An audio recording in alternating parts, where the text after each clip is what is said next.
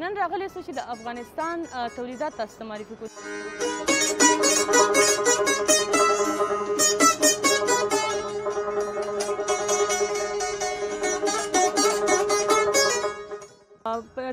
دغه محصولات چې دي د کابل په شمول نور ولایت ته هم واردېږي. بله بله.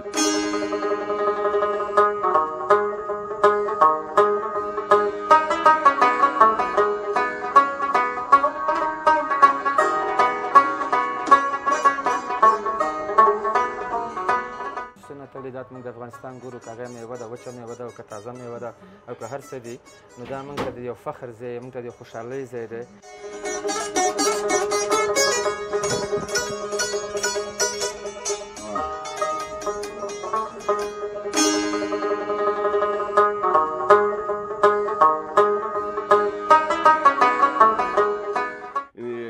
تا ای که دولت با تصمیم بگیره که از طریق بالا بردن تعرفه گمرکی ما را حمایت بکنه.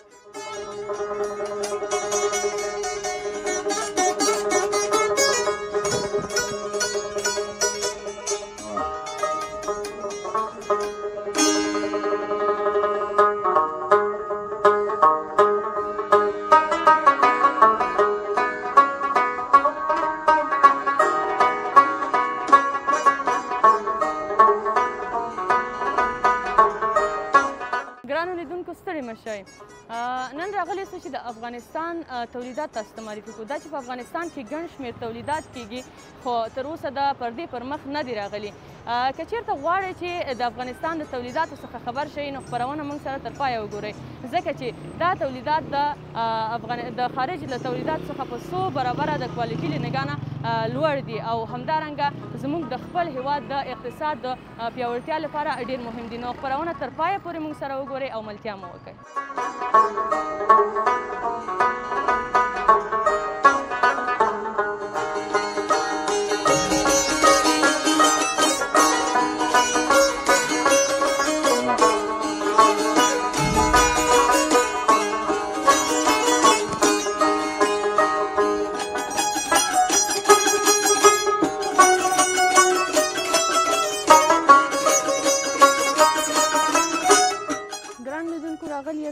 د کارخانې بلې برخې ته په دې برخه کې به موږ تاسو ته معرفي کړو چې دا بوټان له کومې مرحلې نه جوړیږي. دې کې موږ سره د دې کارخانې مالک یا مسئول ولاړ دی. سلامونه، ستړي مه شئ. نام عبدالحمید است، بودوز هستم، شهر کابل.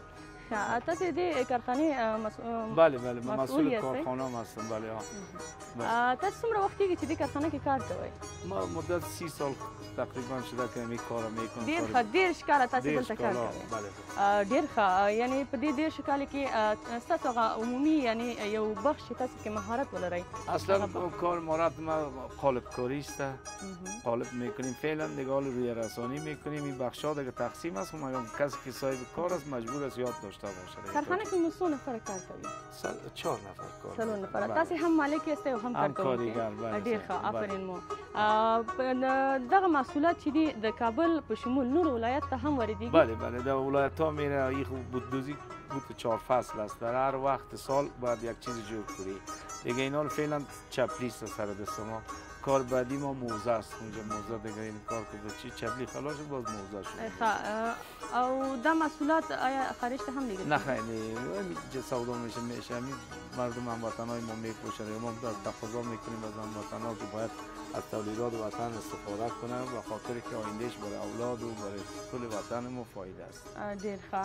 تاسو د ورځې څومره تولیدات کوئ او که چیرته وکړی شئ اضافه تولیدات هم کوی شئ؟ بله بله، به نظر به تقاضای بازار است. فعلا کار ما کار چپلی است. روز 1-2 درجن چپلی میسازیم. چپلی های مزاری است، دیزاین دار است، بافتک داره. کارش یک ذره سخت‌تر است، کار دست است.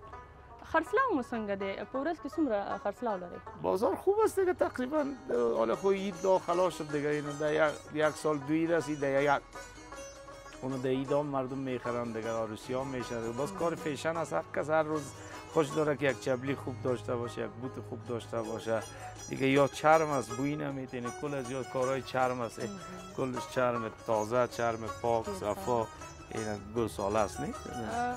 خلک کوم دیزاینونه ډېر خوښوي؟ دیزاین خو فعلا این مردمایی که پرانتمان است تو چبلی پر میپوشه، بافتک داشته باشه، دیزاین داشته باشه، اول مردم خوش میکنن. تاسې د چرم یادونه وکړله، دا چرم داخل کې دی که نه خیر، این چرم خارجی است. چرم میایه از داخل هم است، چرم از ایرات است، کمپانی چرم سازی است. قیمت تمام میشه اینجا. قیمت دی څه توپیر ده په دې کې چې په داخل کې مونږ تولید لرو، خارج کې، یعنی د دې دواړو ترمنځ توپیر څومره ده؟ والا این تولید وطن ما خوب است، اگر کس قبول کنه فعلا مردم که هست خریدخور است، امور خوش دارد. این تولیدات ما خوب است، هم آیندهش خوب است، هم فلال خوب است. اول که یا چرم است برای چشم ضرر نداره، بوتای چینایی که است تقریبا اینجا که میآید چرمی قیمت است، مجبور است فوم از جنس های مصنوعی است از اون مردم استفاده میکنن به خاطر که ارزان شود، کیفیت هم نداره. ډېر ښه. تاسو چې کله دا ډیزاین جوړوئ که نه، دا فکر کوم ځای درته راځي؟ یعنی څنګه انګېزه راځي چې دا ډیزاین جوړ کړئ؟ این دیزاین که هست مثل شاعری واری است. یک آدم خوش داره چیز را انتخاب میکنه، در قالب رسم میکنه، بعد از چی حال آسان شده کار از یوتیوب میکشه، اون عکس باشه اون میتونیم ما جور کنیم. تا جایی که آدم سابق میکنه از روی کتاب جور میکنه، اون از روی عکس مثلا چې موږ تپلی واخلو شعر پرې لیکل شوی؟ بالکل هر رقم خوش باشه. کتاب باندې الهام راغلی او شعر پرې لیکل شوی؟ شعر خو ورود داشته باشي. تاسو مخکې خپلو خبرو کې وویل چې موږ 30 کاله کېږي دا مسلک مخکې ته وړو.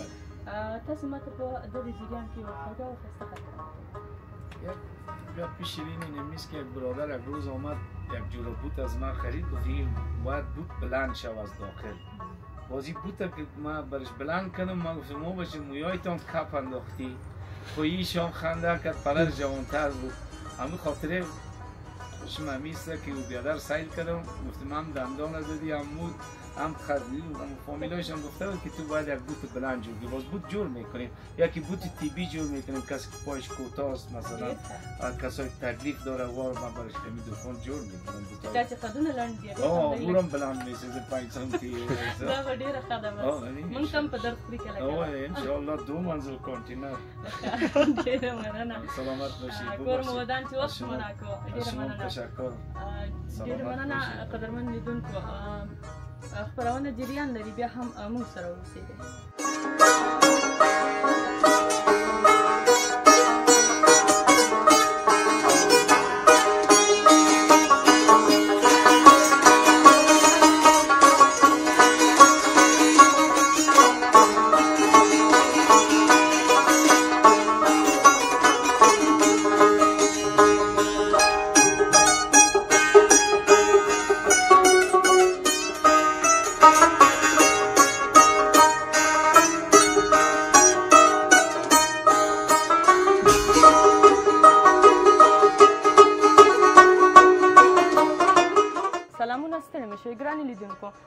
او بیا هم راغلو د شرکت بلې څنډې ته. اوس هم موږ سره یو اخیستونکی دی. ستړي مه شئ، ستاسې نوم او څنګه دلته راغلي یاستئ؟ مننه. زما نوم هنرشاه کایزاده او د ننګرهار ولایت اوسېدونکی او راغلی یم دې ځای کې د بوټانو جوړولو دپاره یا اخیستلو دپاره ځکه چې د افغانستان خپله تولید دی او په دې خاطر. تاسې له کوم ځای څخه راغلي یاستئ او په دې بوټانو کې تاسو څه داسې کیفیت ولیدل؟ ځکه کابل ښار کې نور دوکانونه هم شته دی، نور ځایونه هم شته دی. څنګه مو دا انتخاب کو، څنګه راغلی دلته؟ زه خپله ژوند چې وم بهر کوم، یوروپ کې دی نه بهر. ډېر ښه، یعنې تاسې د اروپا څخه راغلي یاستئ؟ ډېر ښه. بهر ژوند کوم او دې نه دې دوکانونه زه خپله خبر نه وم چې افغانستان خپل تولید لري د بوټانو جوړولو یا د اصلي چرم. نو په دې نګاه زما ورور مشر چې په دې لاره تېرېدو یو څه موده مخکې بیا دی راته دا دوکانونه معرفي کړل چې دې ځای کې خپله تولید د افغانستان او اصلي د چرم جوړولو. بیا په همدې لحاظ ما ورته زه تاسو سره یو دفعه ځم چې دا ځای نه وګورم، یو خپل ځان دپاره یو جوټ اډر ورکړم. ډېر ښه. تاسې یوروپ کې هم ژوند کړی دی او افغانستان کې هم کېدای شي ژوند مو کړی وي. څه توپیر ده په دې تولیداتو کې او هلته بهر تولیداتو؟ په دې تولیداتو او د هغې تولیداتو د ځمکې اسمان فرق دی، ځکه چې د دې ځای تولید چې دی خپل اوریجنل چرم استعمالوي او هغه ځای کې چې د نورو ملکونو نه مکس راځي هر څه. تاسې بهر کې هم ژوند کړی او داخل کې هم کولی شئ ووایئ چې د بهر ژوند کې د زړه سکون دی که داخل کې یعنی افغانستان ته په راتګ باندې هغه ستاسې د زړه سکون یا زړه حالت مو ووایئ. همداسې ده. ما واقعیت خبرې زه ډېر وړوکی د افغانستان نه تللی ما تقریبا زما ډېر نیم عمر نه زیات په یورپ کې تېر شوی دی خو د افغانستان دغه یوه ښار د یوه لوټه په ټول یورپ باندې سړی باید ور نه کړي ځکه چې ټول سکون په افغانستان کې څومره سکون دی او څومره مینه محبت کې په افغانستان کې دی دا په هغې ملکونو کې بیخي شته نه.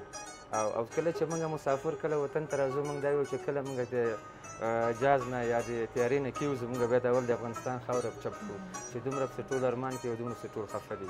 کله چې تاسې په تلویزیون یا په صفحاتو کې د افغانستان تولیدات ګورئ څه احساس لرئ هغه وخت؟ واقعیت خبرې دا په ستاسو دپاره وایم هم نه او د خپله شخصي یو خبره کوم چې څومره تولیدات موږ د افغانستان ګورو که هغه میوه ده وچه میوه ده او که تازه میوه ده او که هر څه دي نو دا موږ ته د یو فخر ځای موږ ته د خوشحالۍ ځای دی او په همدې لحاظ چې کله موږ د هغه ځای کې دا وچه میوه استعمالوو هر کله د کور دپاره زنګ راوهم چې ماله د افغانستان یا بادام یا پسته یا دا شین موږ ته د دې ځای نه یا چای پورې موږ ته هغې ځای ته رالیږي د افغانستان تولید یعنې ټول افغانان یوازې زه نه چې ټول افغانان همدا ارماني چې د افغانستان نه هر څه د بل انډیوال د دوست په لاس یا د بل په لاس باندې موږ ته راورسېږي. ایا داسې څیز مو له افغانستان نه تر اوسه پورې غوښتی لکه تولیدات افغاني واوسېږي تاسې له دې ځای نه غوښتی وي یوروپ یا هغه ځای کې چې اوسېږئ؟ ولې نه دا بار بار داسې شوي داسې نه چې اول دفعه چې کله هر کله وچې میوې ګورې تر تازه میوه خو به دروغجن شم ځکه چې هغه رارسېدلی نه شي خو وچه میوه هم هر کله تر چای او تازه میوه اوس په ضمن کې چې موږ راغلي خپله د افغانستان تولید دی بوټان او دا چې دا اول ځل و چې زه په افغانستان کې خپله بوټان یعنې ما اډر ورکړو او زه ځان دپاره یعنې خوښ مې شو جوړوم چې اصیل چرم دی او هر څه د خپل د خپې ناپ یا هر څه داسې مجهزه شی درته په لاس میلاویږي. ډېر ښه. خپل د ژوند یوه خوږه خاطره مو موږ ته ووایئ. خوږه خاطره ډېرې زیاتې دي او په ضمن کې اوس په پښتو کې نشم زه تاته وایم چې کومه زما خوږه خاطره ده خاطرې زیاتې دي او خپل پیغام مو وطنوالو ته او هغه خلک چې په خارج کې ژوند کوي افغانان هغو ته وړاندې کړئ. پیغام افغانانو ته یوازینی همدا پیغام دی چې هر کله کوشش وکړي چې د افغانستان تولیدات تر هغه پورې خپل استعمال کړي تر څو پورې چې د افغانستان ورځ تر بلې پورې لوړتوب پیدا کړي او بل دا زموږ همدستي شي د افغانانو سره چې خپل کومک ورسره وکړو ځکه چې موږ تاسو په یورپ کې ژوند کوو که بهر د یورپ یا په ایران یا ترکیې بل ملکونو کې افغانان ژوند کوو باید کوشش هم باید دا وکړو چې تر هغې پورې خپل افغانانو سره لاس تر لاسه شو چې د هغوی هم اقتصادي برابر شي او هم موږ سره همکاري وکړو او هم چې خپله هغه شی ترلاسه کړو چې موږ ته د افغانستان تولید دي او د افغانستان تولید د ټولو دنیا نه دا زما یوازینۍ خبره نه چې ټولو خبره ده چې د افغانستان تولید د ټولو دنیا نه بهتره تولید دی او اوریجنل تولید دی او هر څه باید موږ سره کوم لاس په لاس شو افغانانو سره. ډېره مننه. کور مو ودان. تاسو نه مننه. تشکر.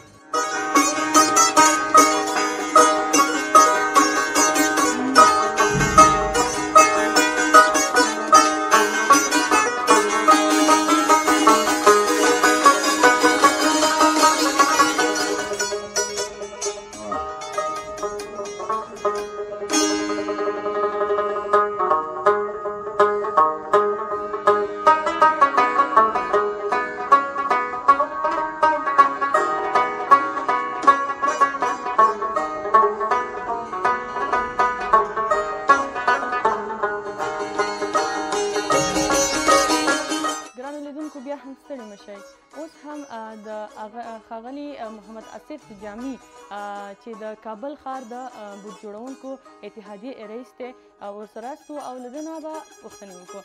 ستړي مه شئ. سلامت باشین. خوش اومدید. تاسو ماته ویلی شئ چې په کوم اساس مو دغه تولید او دغه اتحادیه جوړه کړه؟ انگیزه ای بود که وقتی که ما مشکلات خود به دولت خود انتقال میتیم یک مرجع رسمی باشیم که یعنی مشکلات عام تولید کنندگان بوت افغانستان و کابل به دولت خود انتقال بدیم. امی انگیزه باعث شد که اتحادیه بودجان شد. یعنی تاسو یو ارتباطي پولیس دی د بوټ جوړونکو سره اړیکې ټینګوي له دولت سره.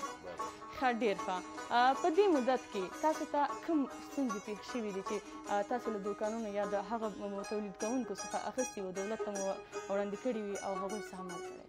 ما از وقتی که اتحادیه بودوزان ایجاد کردیم، همونطور که در کابل اتحادیه داریم، در ولایت هرات هم داریم، در مزار شریف هم داریم، جلال آباد هم داریم. کاری که تا حال شد این بود که ما یک طرح جامعه کلانی را ترتیب کردیم، تقدیم وزارت صنعت تجارت کردیم به نام طرح توسعه و انکشاف پایدار صنعت بودجه در افغانستان که روی از او طرح فعلا قرار است پالیسی جور شود در وزارت صنعت تجارت و وزارت‌های ذی‌دخل در امور کاری ما که ما سالانه در حال حاضر در حدود 6 میلیون جوره بود تولیدات داریم ولی ظرفیت اصلی ما اگر مارکت باشه در افغانستان بالاتر از 38 میلیون جوره بود. ما ظرفیت اصلی ماست که در افغانستان تولید کنیم. ډېر ښه. ستاسې په دې اتحادیه کې څومره شرکتونه ثبت شوي دي؟ ما چون در مرکز هستیم بنابر درخواست وزارت صنعت تجارت و دیگر ارگان‌های دولتی ما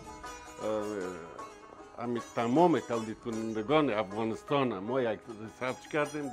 بالاتر از 750 کارخانه در کل افغانستان است و در شهر کابل بالاتر از 200 کارخانه فقط در شهر کابل است که در همه 750 کارخانه بالاتر از 6 میلیون جوره بود تولید میکنیم در حال حاضر.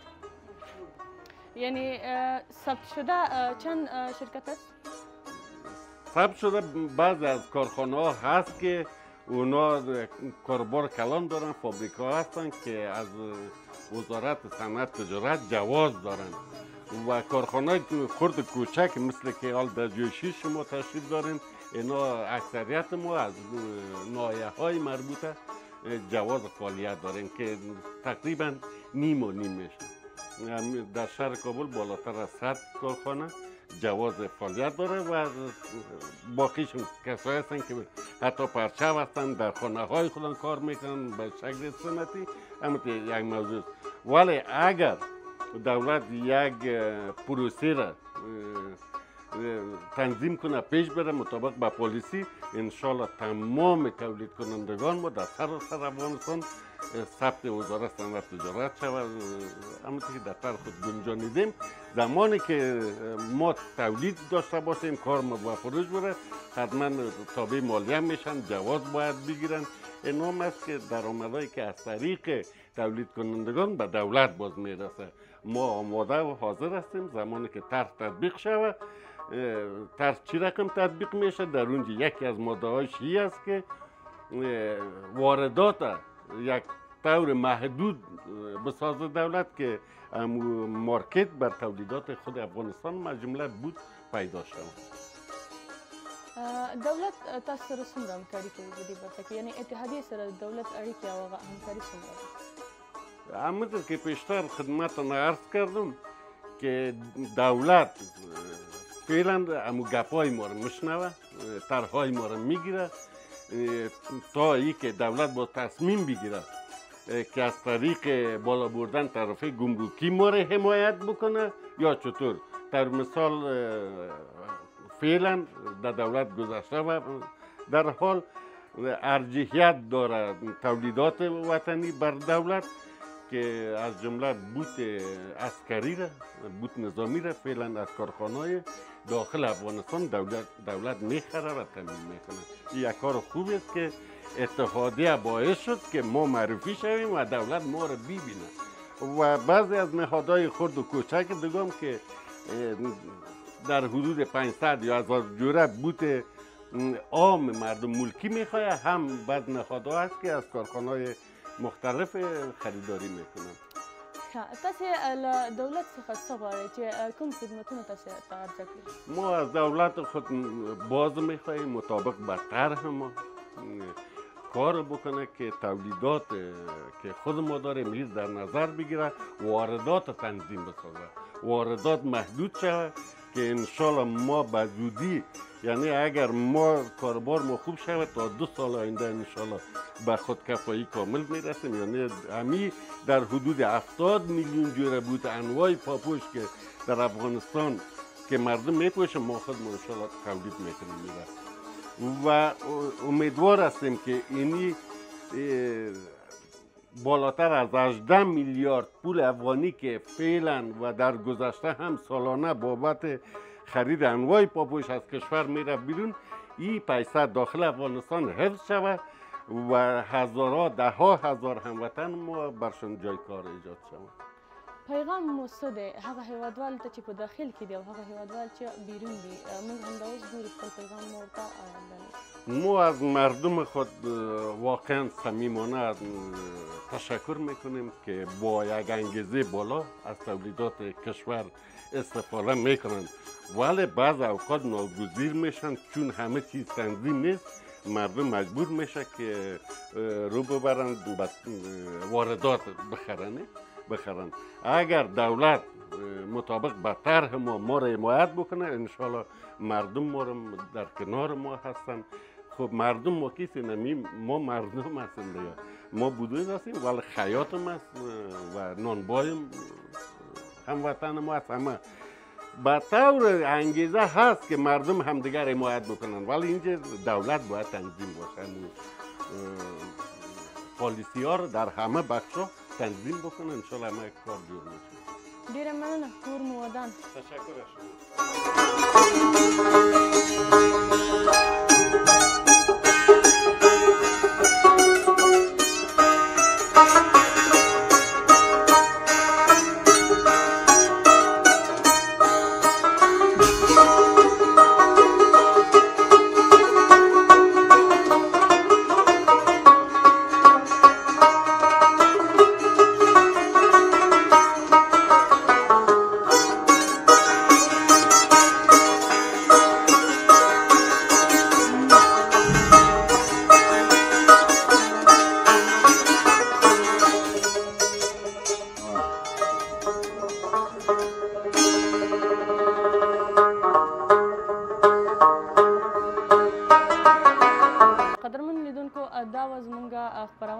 ډیره مننه کور مو ودان چې تر اخرې شیبې له موږ سره پاتې شولې د خپرونه مو ولیدله.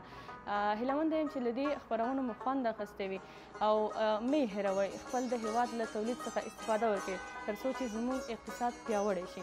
د دې ترڅنګ دا هم مه هېروئ چې افغان میرر چینل لایک سبسکرایب او شیر کړئ. ښاد او آباد اوسیږئ د یو سرلوړي او ښاد او آباد افغانستان په هیله. مننه کور مو ودان.